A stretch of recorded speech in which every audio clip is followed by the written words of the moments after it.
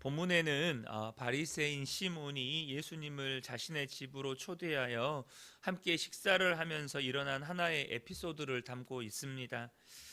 그때 한 여인이 시몬의 집으로 들어와서 예수님의 뒤로 가서 발에 하염없이 눈물을 흘리더니 머리카락으로 닦고 입을 맞추고 준비한 향유를 붓습니다. 이때 예수님은 한 비유를 통해서 죄사함과 사랑의 행위를 두고 시몬과 여인을 대조하여서 교훈하십니다. 이 바리새인 시몬은 예수님을 자신의 집에 초대해 놓고 예수님을 홀대했습니다. 44절부터 46절 부분 보면 내가 내 집에 들어올 때 너는 내게 발 씻을 물도 주지 아니하였으되, 45절에 너는 내게 입 맞추지 아니하였으되, 46절에 너는 내 머리에 감람유도 붓지 아니하였으되 라고 말씀합니다.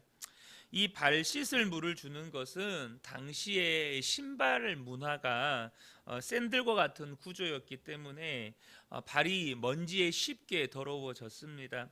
그래서 누군가를 초대를 받거나 혹은 누군가의 집에 방문하게 되면 그 집 주인이 초대받은 사람이 집에 들어올 때 발 씻을 물을 내어주는 것이 기본적인 관례였습니다. 또한 입 맞추는 것은 친밀함의 표시였고, 머리에 감람류를 붓는 것은 이렇게 사람들을 초대했을 때 유대인들이 지켰던 전통 가운데 하나였습니다. 그런데 시몬은 예수님을 초대해 놓고 손님을 대접하는 그 어떤 행위도 하지 않은 것입니다. 그 말은 뭘 의미하는 걸까요? 만약에 시몬이 자신이 원해서 예수님을 초대했다면 결코 그렇게 하지 않았을 것입니다. 그러니까 시몬은 예수님을 자신이 원해서 초대한 게 아니고 그가 바리새인이기 때문에 그의 사회적인 체면 때문인지 혹은 주변 사람들의 평판 때문인지 알 수는 없어요. 기록해 놓지 않았기 때문에. 그런데 지금 시몬의 생각 중에 여인에게 자신에게 눈물을 흘리고 머리로 발을 닦고 입 맞추고 향유를 붓는 이 여인의 행동을 보면서 시몬이 39절에 보면 이런 생각을 하잖아요. 이 사람이 만일 선지자라면, 그러니까 시몬은 이 사람이 선지자라는 것을 생각하고 알고 있었어요. 그런데 자기는 성경을 많이 하는 바리새인이잖아요. 그런데 예수님께서 자기의 동네에 선지자라고 일컬음을 받는 예수님이 자기의 동네에 오셨는데, 성경학자라고 하는, 성경을 철저하게 지킨다고 하는 바리새인이 선지자라고 일컬음을 받는 예수님을 초대하지도 않고 예수님과 관계하지도 않으면 주변에 있는 사람들이 바리새인이 왜 선지자를 대접하지 않지? 이런 시선 혹은 이런 평판, 그러니까 자기에게 뭔가 예수님을 대접하지 않으면 불이익을 당할 것 같은 거예요. 자기에게 이익이 없을 것 같은 거예요. 그런 사회적인 체면이나 주변 사람들의 시선, 이런 것들을 의식해서 예수님을 초대한 것이 아닌가라는 짐작을 해봅니다. 하지만 예수님을 친구로 생각하는 것이 아니라는 사실을 자신의 바리새인 동료들이나 이 종교 지도자들에게 알리기 위해서 예수님과 일종의 거리두기를 하는 것입니다. 사람들의 시선과 평판을 의식하면 대접은 해야겠고, 또 자신의 바리새인이라든지 종교 지도자들과의 관계를 생각하면 거리를 둬야 되겠는 거예요. 그 사이 중간 어디쯤에서 애매한 포지션을 잡는 거죠. 내게 이익이 되면서 또 불편하지 않을 만큼만 주님을 대접하는 것입니다. 이것은 오늘날 자신의 사회적 체면이나 사람들의 시선이나 유불리를 따져서 어쩔 수 없이 교회를 다니는 부류의 사람들과 똑같습니다. 예를 들면 예수를 믿지 않는 남편이 예수를 믿는 아내 때문에 가정의 평화를 위해서 어쩔 수 없이 교회를 다닌다거나, 혹은 그가 가지고 있는 어떤 직업 때문에 다 자신이 기독교인들과 많이 거래를 한다든지, 자신이 주변에 관계하는 사람들이 상당수가 기독교인이에요. 그래서 자신의 사회적인 네트워크나 혹은 자신의 주변에 있는 사람들이 기독교인이기 때문에 로마가 콘스탄틴 대제 황제에 의해서 기독교가 국교로 공인되잖아요. 그러니까 당시 황제의 눈에 잘 보이기 위해서 또 자신의 이 정치적으로 출세를 하려면 황제랑 늘 황제에다가 얼굴을 보여야 되니까 교회를 다니는 거예요. 예수를 안 믿어도 교회를 다니는 거예요. 오늘날도 예수를 안 믿지만 나에게 뭔가 이익이 될 것 같고 그렇지 않으면 불편할 것 같으니까 교회를 다니는 것과 똑같은 것입니다. 시몬은 예수님이 어떤 분인지 모르고 자기 집에 초대한 겁니다. 예수님이 어떤 분인지 모르고 교회를 다니는 것과 똑같습니다. 그래서 진짜 천국 잔치가 식탁 아래에서 펼쳐지고 있다는 것을 몰랐습니다. 그에게 잔치는 식탁 위에 펼쳐진 먹을 것과 마실 것들이었어요. 그러나 진짜 천국 잔치는 그의 식탁 아래에서 펼쳐지고 있었다는 겁니다. 그것을 전혀 몰랐습니다. 우리는 이 장면에서 시몬이라는 사람에 대해서 몇 가지를 알게 됩니다. 첫 번째는 그는 영적인 눈이 가려진 사람이라는 것입니다.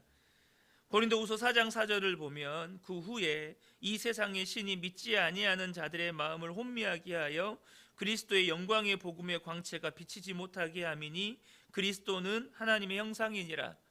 이 세상 신에 의해서 그 영적인 눈이 가려져서 예수님이 어떤 분이신지를 알아보지를 못하는 것입니다. 그리고 관심도 없었습니다. 그러니 여인이 예수님 앞에 엎드려서 눈물로 발을 씻고 머리카락으로 발을 닦고 이 발에 입을 맞추고 값비싼 향유를 붓는 것을 도무지 이해를 못하는 거예요. 두 번째, 시므온은 같은 맥락이지만 그는 종교인이라는 것입니다. 자신의 체면이 중요하고 자신의 이익이 중요한 사람이었어요. 그래서 수많은 사람들이 선지자라고 따르고 혹은 메시아라고 따르는 예수님을 그가 외면하면 그가 사는 동네에서 사람들에게 인정받고 존경받고 있었는데 그런 자신을 향한 시선과 또 평판이 좋지 않을 거라고 생각이 되니까 뭘 하든지 사람들의 시선과 평가를 의식해서 행위를 하는 거예요. 그는 종교인이었다는 것입니다. 여러분, 저와 여러분이 기도를 하건 예배를 드리건 교회에서 봉사를 하건 사람들의 시선을 의식하지 않게 되기를 축복합니다. 사람들의 인정과 사람들의 평가와 사람들에게 칭찬받기 위해서 내가 어떤 종교적인 신앙의 행위를 하고 있다면 그것이야말로 바리새인적인 신앙생활이고 율법적인 신앙생활이 되고 그것은 바로 위선이라는 것입니다. 한편 이 여인은 어떤 여인입니까? 37절 38절을 보면 그 동네에 죄를 지은 한 여자가 있어 예수께서 바리새인의 집에 앉아 계심을 알고 향유 담은 옥합을 가지고 와서 예수의 뒤로 그 발 곁에 서서 울며 눈물로 그 발을 적시고 자기 머리털로 닦고 그 발에 입 맞추고 향유를 부으니, 누가는 먼저 37절에 이 여자를 죄를 지은 한 여자라고 소개를 하고 있습니다. 그런 이 여자가 예수님께 와서 눈물로 발을 적시고 머리털로 닦고 발에 입 맞추고 향유를 붓는 것은 뭘 의미하는 걸까요?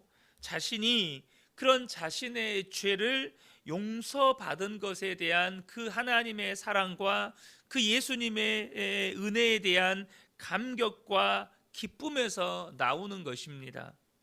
그 말은 이 여인이요, 예수님과의 만남이 이곳에서의 만남이 처음이 아니라는 겁니다.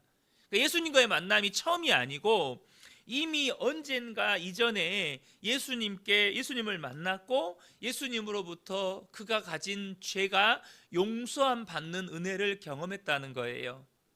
그 감사한 마음을 가지고 있는데 자신에게 그 놀라운 사랑과 은혜를 베풀어 주신 예수님이 그곳에서 냉대받고 있는 거예요. 바리새인의 집에 초대를 받았는데 발과 손을 씻을 물도 주지 않고 머리에 감람유를 붓지도 않고 입 맞추지도 않고 냉대받고 있는 예수님을 보자 그 예수님의 은혜에 대한 감격, 또 한편으로는 내게 은혜 베푸신 그 예수님이 그곳에서 홀대받는 것에 대한 슬픔이 결합되어져서 그 예수님을 둘러싸고 있는 그 수많은 사람의 숲을 헤치고 들어가서 예수님의 발 앞에 엎드려 눈물로 발을 씻고 머리로 닦고 발에 입 맞추고 향유를 붓는 이 극진한 대접을 하는 것입니다. 여러분, 사랑받은 사람은 예수님을 향한 태도가 다릅니다. 은혜 받은 사람은 예수님을 향한 사모함이 다르고 예수님을 대하는 태도가 다르고 당장 예배의 태도가 다릅니다. 저는 이런 말씀이 송구스럽지만 가끔씩 우리 성도님들 우리 예배 드릴 때 우리 성도님들의 모습 가운데 의구심이 들 때가 있어요. 이분이 정말로 예수님의 그 놀라운 은혜와 사랑을 아는 분일까? 라는 의구심이 들 때가 있습니다.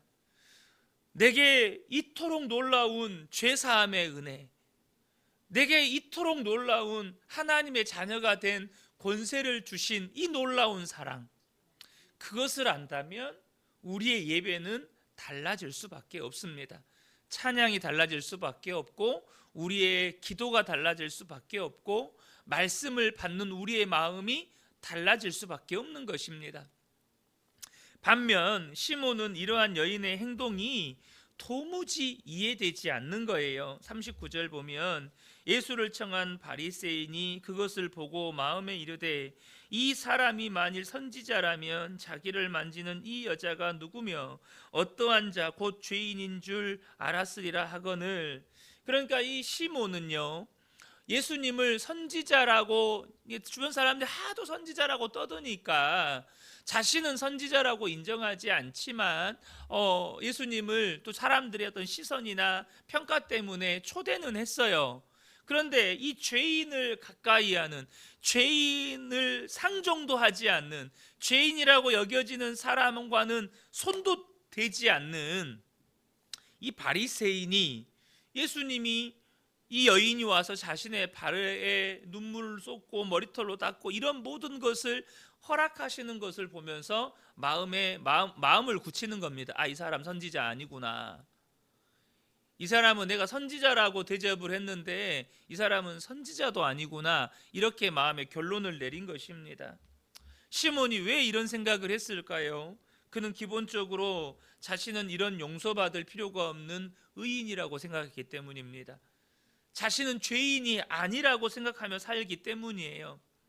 그런데 그런 생각을 가지고 살아가게 되는 근본적인 이유는 앞서 나눈 것처럼 그의 영적인 눈이 가려져서 자신의 영적 실상을 보지 못해서, 그로 인해서 자신이 얼마나 더러운 죄인인지, 얼마나 비참하고 소망 없는 사람인지를 전혀 알지 못했기 때문입니다.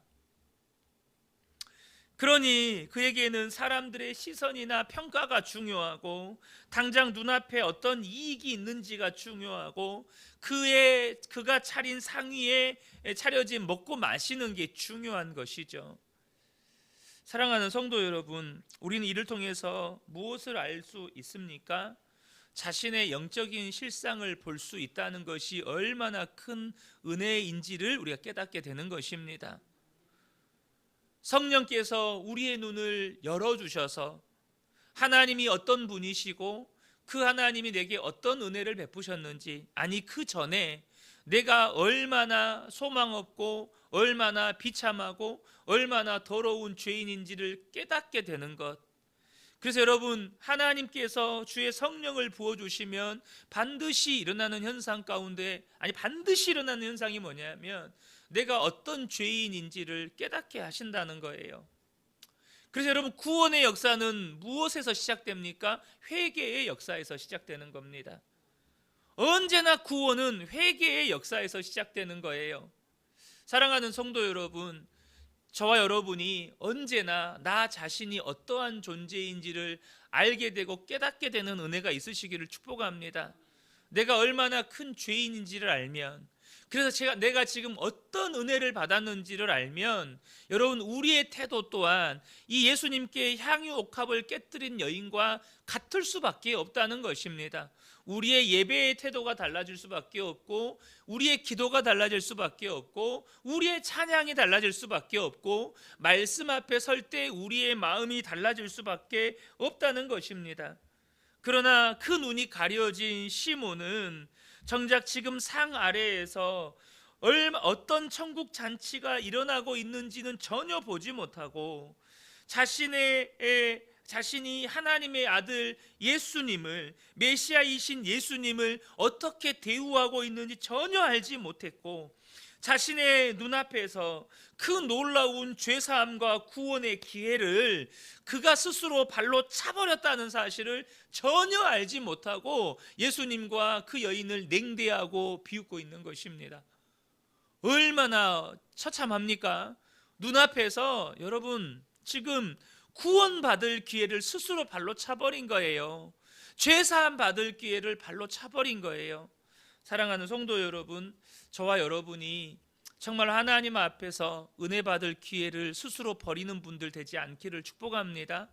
정말로 하나님 앞에 은혜 받을 기회를 스스로가 놓치지 않게 되기를 축복합니다. 정말 날마다 주의 성령께서 우리의 눈을 열어주셔서 내가 어떠한 사람인지를 깨닫고, 그래서 하나님이 어떤 분이신지를 알고, 날마다 그 하나님 앞에 이 향유옥합을 깨뜨린 여인처럼 엎드려서 하나님을 사모하고 하나님의 은혜를 구할 때 이 여인과 같이 놀라운 하나님의 은혜를 경험해가는 우리 복된 분들 되시기를 예수님의 이름으로 축복합니다. 아멘.